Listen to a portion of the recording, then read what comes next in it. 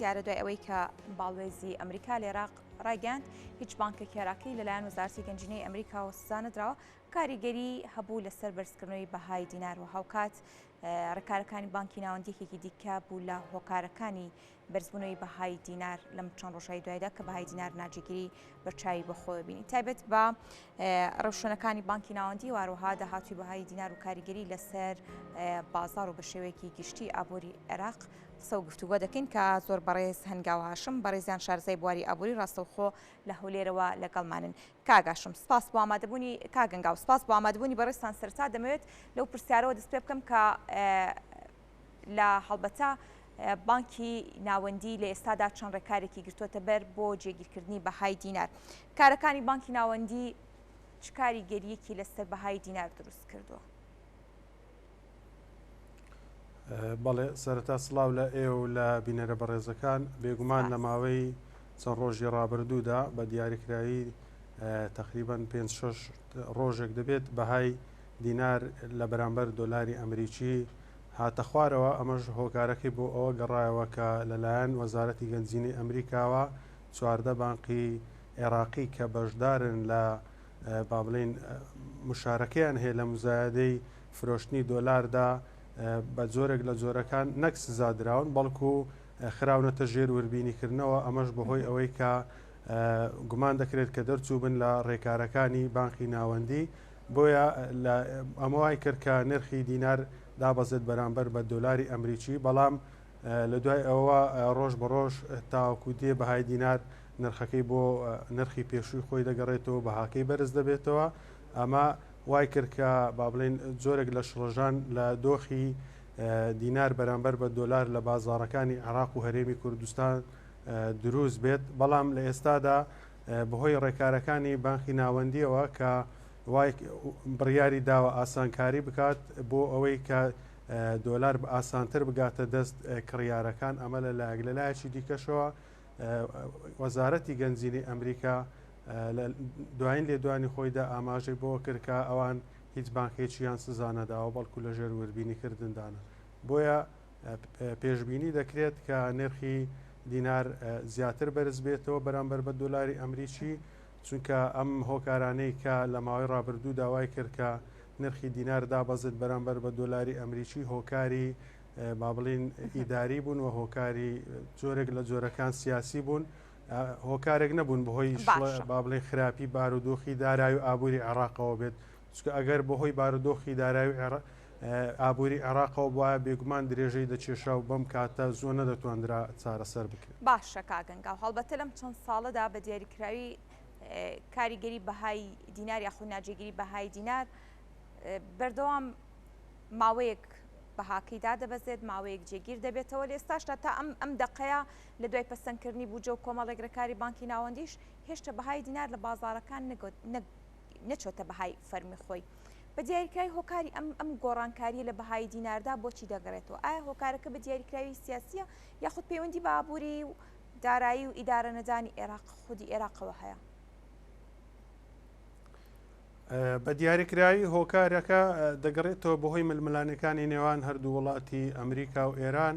چونکە لە ئێستادا ئەمریکا گەمارۆی خستۆتە سەر وڵاتی ئێران و پێی وایە بەشێکی زۆری دۆلارەکانی لە عێراقەوە دەگاتە دەستی ئێران و وڵاتی ئێران. ئەمە وای کردووە کە ڕێکارەکان بەرامبەر بە ناردنی دۆلار بۆ ئێران تند بکرێتەوە. ئەگەر ئەجینا پەیوەندیەکی نییە بە دۆخی دارایی و ئابووری عێراقەوەکو پێشتریش باسم کرد، لەگەڵ ئەوەشدا پەیوەندی هەیە بە ڕێکاری کارگێڕیەکانی با بڵێن حکوومەتی عێراق و بانکی ناوەندیەوە لە ماوەی ڕابردوودا چەندی ڕێکاریان گرتە بەر لە هەندێکیاندا دەتوانین بڵێن سەرکەوتوو نەبوون. یەکێک لەوانە ئەوە بوو کە ئەم با بڵێن کارتە بانکیانەی کە دروستیان کرد و ئەم ڤیزە کارتانی کە دروستیان کردووە بۆ کەسانی کە دەچنە دەرەوەی وڵات، ئەمە وای کرد کە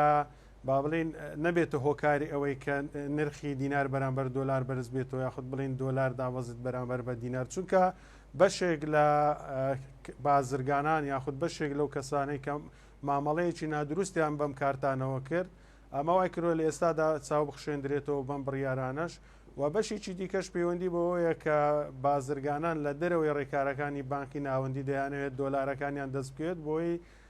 نەزاندرێت ئەم دۆلارانە چێوە دەبن و لەژێر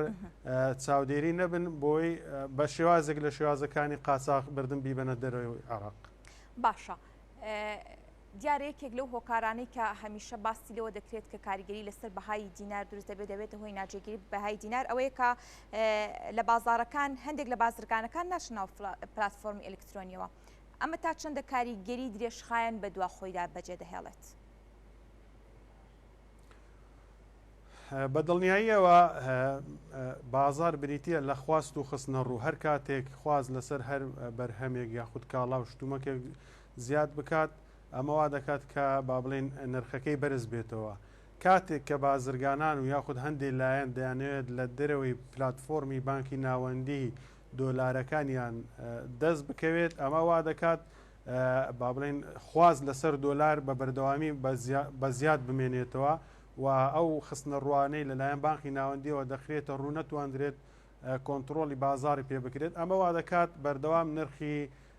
دۆلار بەرامبەر بە دیناری عراقی بە بەرزی بمێنێتەوە تاوەکو ڕێکاری تون نەگیرێتە بەر تاوەکو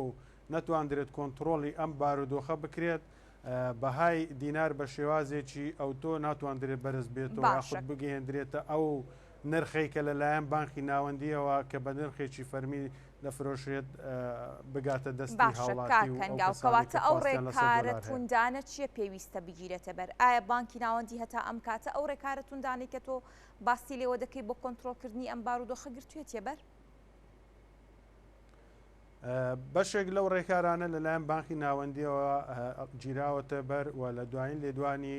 وەزارەتی گەنجینەی ئەمریکاش باسی لەوە کردو ئەوان بەردەوام دەبن لە سزا گەیاندن بەو کەسولایەنانەی کە لە دەرەوەی پلاتفۆرمی بانکی ناوەندی دۆلاریان دەست دەکەوێت و دەیانێت بە شێوازی قاچاق بیبەنە دەرەوە ئەمە وا دەکات کە تاوەکو ڕێکارەکان تونتر بکرێت بۆ ئەو کەسانی کە بە شێوازی قاچاق و بە شێوازی نایاسایی و لە دەروی ڕێکارەکان دۆلاریان دەست بکەوێت ئەمەوە دەکات کۆنتترۆلی بازاری پێ بکرێت لە لایەکی دیکەشەوە ئاسانکاری بۆ ئەو کەسانی کە بە شێوازی فەرمی و لە چوارچێوەی پلاتفۆرمی بانکی ناوەندی دەیانەوێت دۆلاریان دەست بکەوێت ئەمە ژوا دەکات جارێکی دیکە بەهای دینار بەرز بێتەوە نزیک بێتەوە لەو نرخی کە لەلایەن بانکی ناوەندیەوە بە نرخی فەرمی دەفرۆشێت کە 132,000 دینارە. باشە کاگەنگاو لە کاتێکدا لە ئێستادا مامەڵەی ناشەری هەیە و هاوکات ڕێخستنی بازرگانی دەرەکی لە دەرەوەی کۆنتترۆلی بانکی ناوەندیە دۆخی بەهای دینار لەم نێوەندەدا بەکوێ دەگات؟ لە ئێستادا کاریگەریەک هۆکارێک لە هۆکارەکان وەکو ئەوی کە باسمان کرد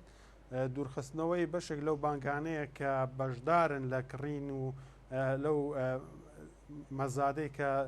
دۆلاری پێدەفرۆشێت لەلایەن بانکی ناوەندیەوە ئەمە وای کردووە جۆرێک لە شڵەژانی بازار دروست بێت بۆ نمونە کاتێک کە کەسانێک ویستویانە دۆلار لەو بانکانە بکڕن کە لە ئێستادا لە ژێر چاودێریدانا ئەمە بووەتە هۆی ئەوەی کە ڕوو بکەنە بانکی دیکە کاتێکیشکە ڕوو بکەنە بانکی دیکە بێگومان خواستەکە زیاتر دەبێت و ئەمە دەبێتە هۆکاری ئەوەی کە با بڵێن نرخی دۆلار بەرامبەر بە دیناری عراقی بەرز بێتەوە ئەمە لەلایەکەوە لە لایەکی دیکەشەوە لە ڕاستیدا ئەم خستنە ڕوانەی بانکی ناوەندی عراقی بۆ بازارەکانی عراق و هەرێمی کوردستان دەیخاتە ڕوو لە ڕووی نەختینەیەوە نەیتوانیوە کۆنتترۆلی بازار بکات دیارە بێگومان ئەمەش هۆکارێک لە هۆکارەکانی ئەوەیە کە بەشێک لە بازرگانان لە بازاری ڕەش لە بازارەکانی عێراق و تەنانەت هەرێمی کوردستانیش دەیانێت دۆلارێکی زۆریان دەست بکێت و بە ڕێگەی ناسایی و ناشەرعی بیبەنە دەرەوەی عێراق. باشە کاگەنگاو هەڵبەتێکێک لە هەنگاوەکانی عێراق بۆ جێگیرکردنی زیاتری بەهای دینار کە پێشووتریش گرتیە بەر و هەروەها نووسرا و با بڵێن کردی ئیجباری بۆ بەشێک لە کۆمپانیەکان بۆ بەشێک لە دامەزراوەکان ئەویش مامەڵەکردن بوو بە دینار لە ناوخۆی عێراقدا بۆ هەندێک بابەت وەکو فرۆشتن و کڕینی ئۆتۆمبیل هاوکات دروستکردنی بینا و باڵەخان و هەندێک بابەتی دیکە کە بە دینار لە ناوخۆی عێراقدا مامەڵەی پێوە بکرێت ئەمە چ کاریگەریەکی بەجێهێشتووە بەپێی ئەو وردبینیانی وەکو شارزایەکی ئابووری بەدووادا چونتان بۆ کردو لە عێراقدا ئەمە جێی خۆی گرتووە بۆ جێگیرکردنی بەهای دینار؟ بەشێک لەو ڕێکارانەی کە هەم حکوومەتی عێراق و هەم بانکی ناوەندی گرتیانە بەر بەڵێ جێگەی خۆی گرت چووکە لە ماوەی ڕابردوودا لە چەند مانجی ڕابردوودا بەهای دۆلاری ئەمریکی بەرامبەر بە دیناری عراقی گەشتە نزیکەی 170,000 بەشێک لەم ڕێکارانە بوو کەوای کرد کە بارودۆخی دینار بەرامبەر بە دۆلار تۆزێک جێگیر بێت و با بڵێن بەهاکەی بەرز بێتەوە. بەڵام لەگەڵ ئەمەشدا بەشێک لە بازرگانان بە ئاسانی ئەم دۆلارەیان بەدەست ناکەوێت بە نرخی فەرمی و با بڵێن ڕێکارەکانی توندن و جۆرێک لە جۆرەکان بربەستیان لە بەردەمدا ئەم بازرگانانە. بۆیە دەکرێت ڕێکارەکان ئاسانتر بکرێت بۆ ئەو کەسانی کە بە شێوازی فەرمی و یاسایی با بڵێن دەیانێت دۆلار دەست بخەن یاخود بازرگانن دەیانێت کاڵا و شتومەک لە دەرەوەی عێراق بێنە ناوخۆی عێراق. باشە کاگەنگاو لە ئێستاشدا لەگەڵ ئەوەی کە دوای ڕانگەیەنراوەکەی باڵێزی ئەمریکا کە لە عێراق ڕایگەاند هیچ بانکێکی عێراقی لەلایەن با بڵێن گەنجینەی ئەمریکاوە سزانەدراوە هاوکات باس لەوە کراکە هەنگاوەکان بۆ جێگیرکردنی بەهای دینار هەنگاوی جدی دەبێت و هاوکات هەناردەکردن یاخود ناردنەوەی دۆلاریش لە ژێر چاودێریدا دەبێت بۆ دەرەوە. ئەمانە هەمووی هۆکار بوون بۆ ئەوەی کە جارێکی دیکە بەهای دینار وردە وردە جێگیربوون بە خۆیەوە ببینێت. بەڵام لەگەڵەوەشدا دەبینین هاوڵاتیان دڵنیانین لە جێگیربوونی بەهای دیناری عێراقی. ترس و دڵ ڕاوکە هەیە کاریگەری لەسەر بازار دروست کرد. بە کۆی گشتی ئەم بابەتانە چ کاریگەریەک لەسەر داهاتووی ئابووری لە عێراق و لە هەرێمی کوردستان دروست دەکات؟ بەڵێ داهاتووی دۆخی دارایی و ئابووری عێراق بەگشتی با بڵێن لە ئێستادا بارودۆخێکی دارایی هەم جێگیرە هەم لە دۆخێکی باششدا یعنی بانکی ناوەندی عێراقی با بڵێن یەدەجی بانکی ناوەندی عێراقی لە ئێستادا 113 ملیار دۆلارە ئەمە لە مێژووی عێراقدا هەرگیز ئەم بڕە یەدەگەی نەبووە لەگەڵ ئەوەشدا نزیکەی 136 تۆن زێڕی هەیە عێراق لە ڕووی یەدەکەوە. ئەمە بڕێکی یەکجار زۆرە ئەمەوا دەکات کە بێتە هۆی ئەوەی جێگیر بوونی دۆخی دارایی و ئابووری عێراق و تەنانەت هەرێمی کوردستانیش و لەگەڵ ئەوەشدا حکوومەتی عێراقی لە ئێستادا دەکەوێتە بواری جێبەجێکردنی بودجەوە ئەمەش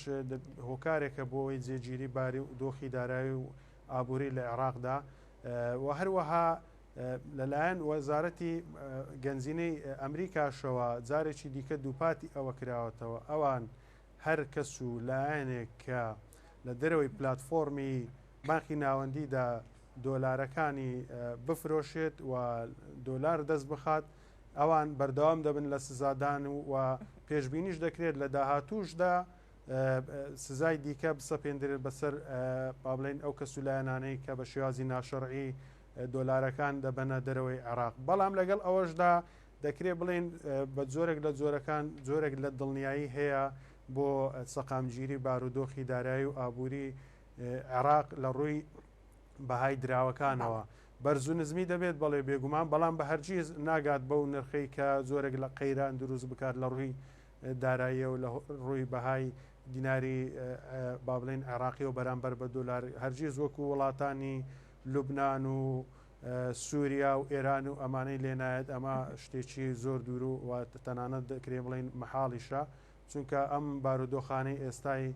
عێراق پەیوەندی بە